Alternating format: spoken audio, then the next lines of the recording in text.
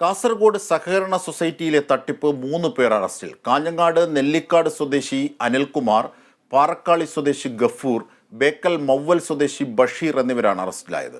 വിവരങ്ങളുമായി Joseph Augustine ഞങ്ങളുടെ പ്രതിനിധി ചേരുന്നു. ജോസഫ്, ഈ തട്ടിപ്പ് നടത്തിയ പണം റിയൽ എസ്റ്റേറ്റിൽ നിക്ഷേപിച്ചു എന്നാണ് പോലീസിന്റെ പ്രാഥമികമായ കണ്ടെത്തൽ.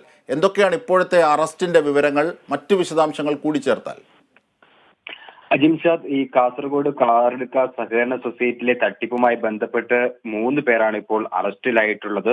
ഈ മുഖ്യപ്രതി കെ രതീഷിന്റെ റിയൽ എസ്റ്റേറ്റ് ഇടപാടിലെ പങ്കാളികളാണ് അറസ്റ്റിലായ 3 പേരും.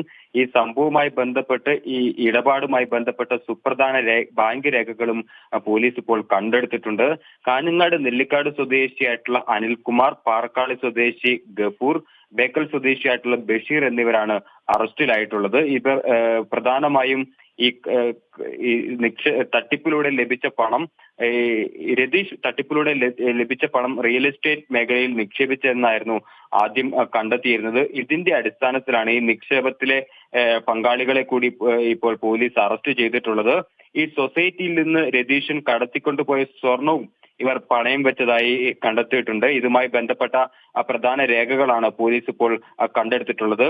ഈ കേസുമായി ബന്ധപ്പെട്ട് മുഖ്യപ്രതി രതീഷൻ ഇപ്പോഴും ഒളിവിലാണ്. ഇയാൾ ഗോവയിലേക്ക് കടന്നതായാണ് വിവരം. CPM ഭരിക്കുന്ന സൊസൈറ്റിയിൽ 4.7 കോടിയുടെ തട്ടിപ്പാണ് നടന്നത്. ഇതിൽ 34ഓളം വ്യാജ സ്വർണ്ണ പണയ ലോണുകൾ നൽകിയും ക്യാഷ് ക്രെഡിറ്റിംഗിലൂടെയുമാണ് ഇത്തരത്തിൽ തട്ടിപ്പ് നടത്തിയിട്ടുള്ളത്. ഈ ക്രൈംബ്രാഞ്ച് ഡിവൈഎസ്പി ഷിബു പാപ്പച്ചന്റെ നേതൃത്വത്തിലുള്ള സംഘമാണ് ഈ കേസ് അന്വേഷിക്കുന്നത്. ഈ കേസിൽ സുപ്രധാനമായിട്ടുള്ള ഒരു നീക്കമാണ് ഇപ്പോൾ ഉണ്ടായിരിക്കുന്നത്. ഈ കേസുമായി ബന്ധപ്പെട്ട് 3 പേർ ഇപ്പോൾ അറസ്റ്റിലായിരിക്കുകയാണ്. അജിംഷാദ്.